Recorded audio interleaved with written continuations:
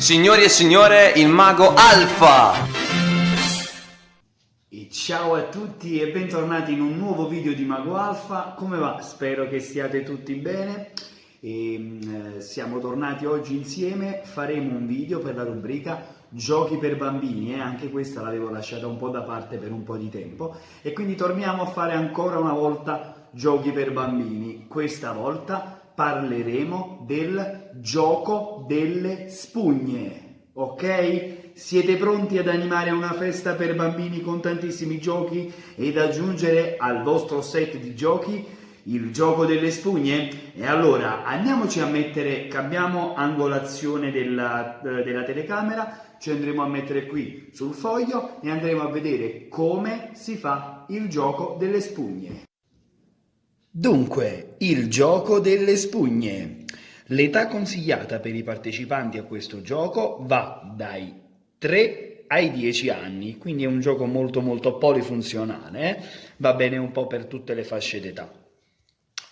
Abbiamo bisogno dunque di dividere i nostri bambini in due squadre e dovrebbero esserci almeno 8 partecipanti, quindi 4 per squadra, altrimenti il gioco magari rischia di sembrare un po' troppo noioso ai bambini se sono al di sotto di 8 partecipanti, lasciando comunque che possono partecipare anche in 3 contro 3, quindi con 6 partecipanti. Noi consigliamo di avere almeno 8 bambini che partecipano al gioco. Dunque, l'occorrente per il gioco è semplicissimo, vi serviranno soltanto all'incirca una trentina di spugne, magari quelle colorate, vendono delle spugne colorate nei negozi, quelle che sono rettangolari, delle spugne così colorate, molto piccoline, il costo è veramente irrisorio e quindi vi verrà a fare anche relativamente poco e poi fidatevi di me perché ne varrà la pena, Dunque una trentina di spugne all'incirca, poi dipende anche dalla quantità dei bambini, dei partecipanti, e soltanto una corda. E ora vi spiego il perché. Dunque creiamo il campo di gioco.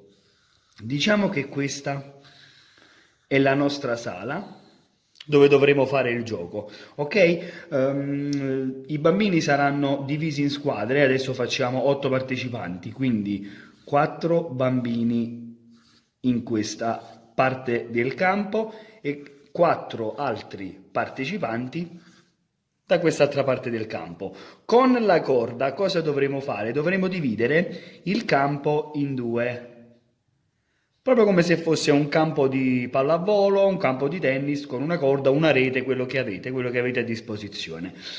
Si potrebbe anche fare una corda collegando tanti palloncini manipolabili, così vedete, pure un'idea carina, tutti colorati, ovviamente gonfiati, e si crea una corda collegando i vari palloncini uno vicino all'altro e dovete dividere il campo in due metà, quindi. Delle 30 spugne se ne pongono 15 qui, 1, 2, 3, 4, 5, 6, 7, 8, 9, 10, 11, 12 e 15, faccio i puntini per le spugne, e 15 altre spugne le poniamo da quest'altra parte del campo, ok? Quando facciamo partire il gioco e quindi faremo partire la musica, per ogni round, i bambini cosa dovranno fare? Dovranno prendere le spugne dal loro campo e lanciarle nel campo avversario.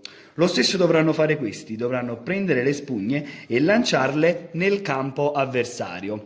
Quando si stopperà la musica, ovviamente, chi avrà meno spugne all'interno del proprio campo sarà la squadra che ha vinto e quindi guadagnerà il punto. Se la squadra B avrà meno spugne nel campo, B avrà un punto e viceversa, ovviamente.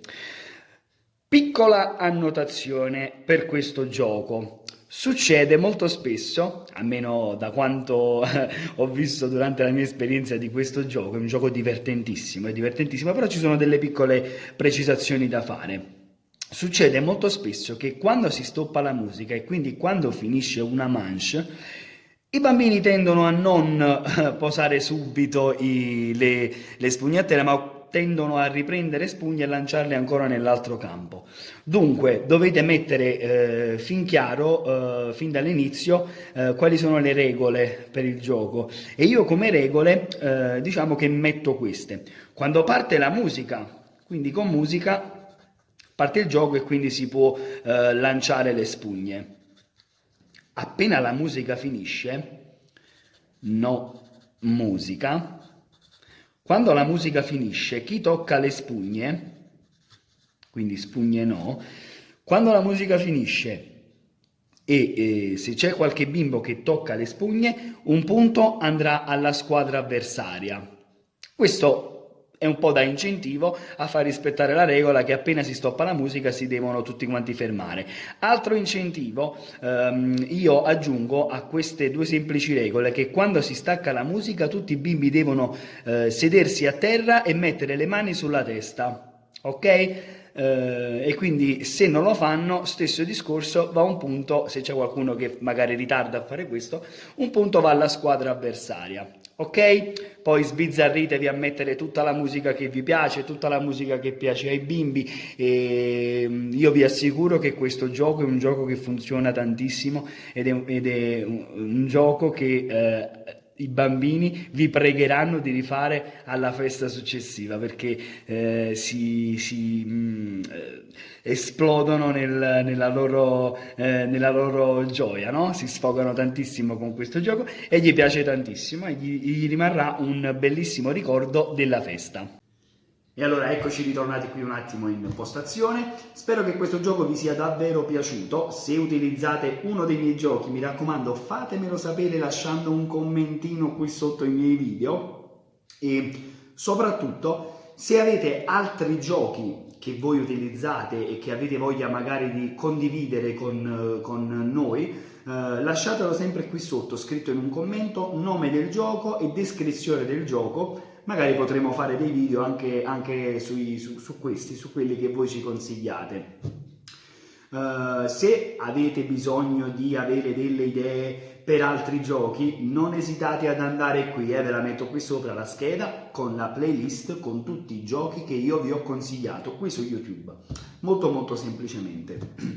E allora da Mago Alfa anche per questa volta è tutto. Se vi è piaciuto il video mettete like, non vi dimenticate di mettere quel pollice in su, per voi è una sciocchezza, per me è molto importante. Grazie mille e al prossimo video. Ciao, un bacio.